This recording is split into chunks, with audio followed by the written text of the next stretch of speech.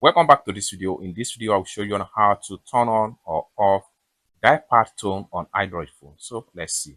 But before we dive into the tutorial, if you find this tutorial useful and you are very new to this channel, remember to click on that subscribe, turn on notification bell for more useful tutorial like this. So with that being said, let's get started. The very first thing you want to do is to head over to your dial-pad. So I'm going to click on here.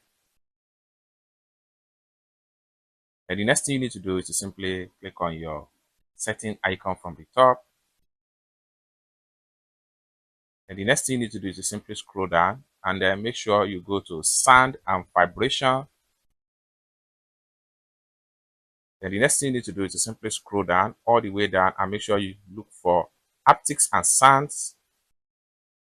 Then you have dial-pad tones right here. So you can turn off this, you can click on this button to turn it off.